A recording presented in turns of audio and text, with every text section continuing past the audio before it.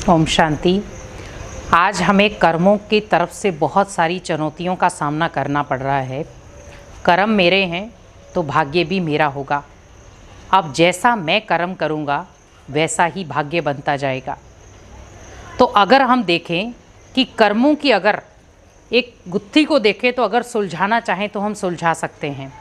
और हम कई बार सामने वाले के पास ब्लेम देते हैं कि ये कर्म करते तो हैं,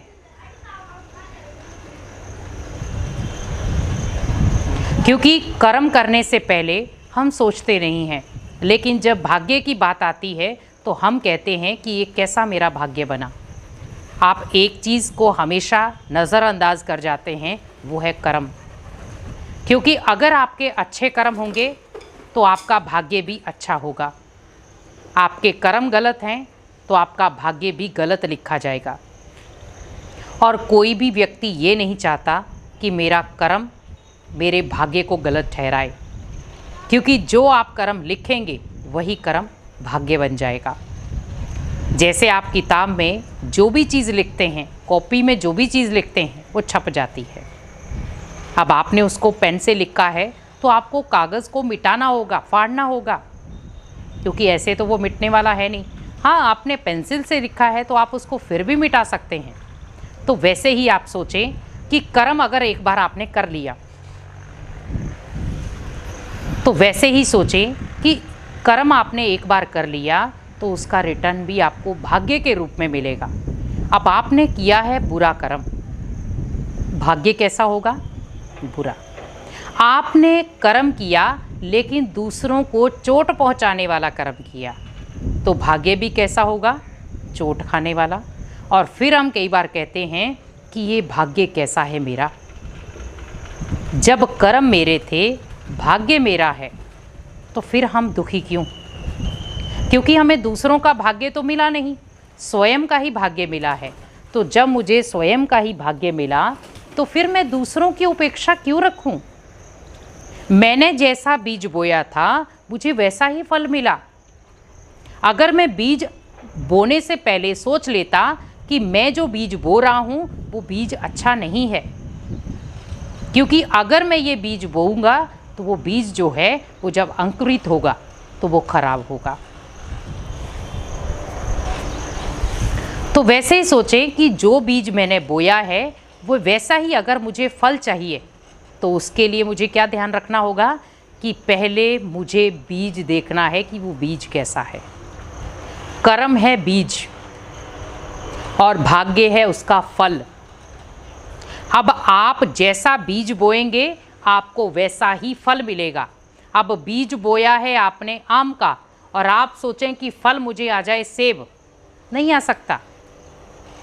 तो जैसे हमें बीज बोने से पहले हम बीज की क्वालिटी को देखते हैं कि ये बीज कैसा है। बीज कोई खराब तो नहीं है, क्योंकि अगर मैं खराब बीज डालूंगा तो मुझे फल भी खराब मिलेगा। अगर बीज मैंने अच्छा डाल दिया है तो फल भी मुझे अच्छा ही मिलेगा। वैसे ही सोचें कि जब एक बीज का चुनाव हम इतना सोच समझ कर करते हैं तो कर्मों का चुनाव हम सोच समझ के क्यों नहीं करते? वो तो है ही मेरे, क्योंकि वही कर्म हमारे भाग्य को बनाएंगे। और जब वो कर्म आपके भाग्य को लिखने की कोशिश करते हैं हम तब फिर एक उल्टा कर्म कर देते हैं। तो कहीं ना कहीं हमारे जो कर्म हैं वही हमारे भाग्य को लिखने वाले हैं। अगर हम उन कर्मों की पहचान कर लें कि ये कर्म हमारे भाग्य को चोटिल कर सकते हैं या हमारे भाग्य को ख़त्म कर सकते हैं, तो हम उन कर्मों की तरफ कभी भी कदम नहीं बढ़ाएंगे। लेकिन आज कहीं ना कहीं हम अपने कदमों को उल्टे कर्मों की तरफ लेकर जा रहे हैं और हमारी मुख से एक सुंदर भाषा निकलती है जो कभी बोलनी नहीं चाहिए। और हम कहते क्या हैं कि लाइफ में आए हैं, खाओ पियो और ऐश करो। तो फिर हम भाग्य बनाने के लिए तो नहीं आए हैं, ओनली खाने पीने ही लाइफ में आए हैं। तो फिर हम भगवान को दोषी क्यों ठहरा रहे हैं? क्योंकि जो किया होगा वही तो मिलेगा। अब आपने खाने पीने का ही काम किया है तो उससे भाग्य थोड़ी बनेगा आपका। भाग्य बनेगा श्रेष्ठ कर्मों से। लाइफ में अब अगर हमने ओनली खाने पीने का ही काम रखा है तो फिर हम लाइफ क्यों जी रहे हैं? हमें लाइफ में चाहिए था कोई मकसद। आज आप घर पर हैं, हम बहुत सुंदर शब्दों में ये यूज़ करते हैं कि लाइफ में एंजॉय करो, खाओ पियो और ऐश करो। लेकिन जब तक लाइफ में भगवान का ज्ञान या ध्यान नहीं है, वो लाइफ नीरस है, क्योंकि ओनली वो खाने पीने तक ही सीमित है।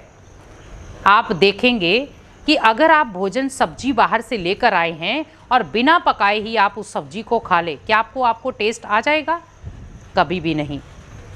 आप फल लेकर आए हैं, आप फल फिर भी बिना काटे खा सकते हैं, लेकिन सब्जी आप जब तक नहीं पकाएंगे तब तक आपको टेस्ट नहीं आएगा।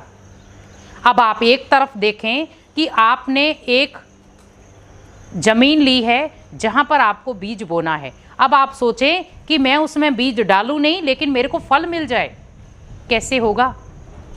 जब आपने बीज ही नहीं डाला, फल कहाँ से आएगा? वो तो बीज डालेंगे तो फल आएगा ना।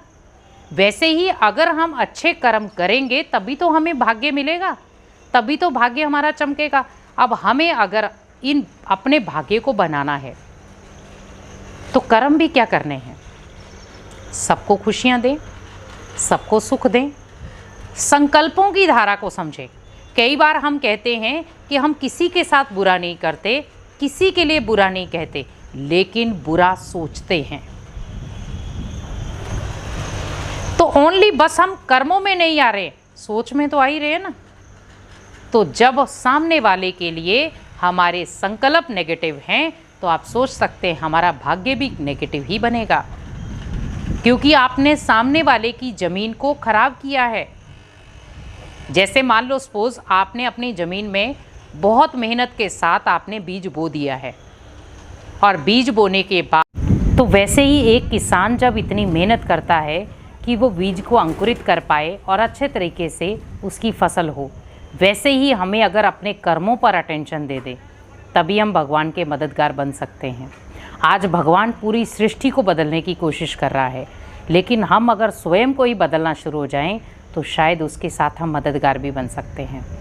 इसीलिए कहते हैं कि अगर हमें दूसरों को बदलना है तो पहले स्वयं को बदल दें, क्योंकि स्वयं को बदलना बहुत आसान तभी हो सकता है जब आप उस चीज़ की समझ रखेंगे। क्योंकि हमारे जीवन में, हमारी लाइफ में अगर हमें सत्यता, सभ्यता अगर हमें सीखना है तो वो सीख हमें तभी मिलेगी जब हम भगवान के मददगार बनेंगे।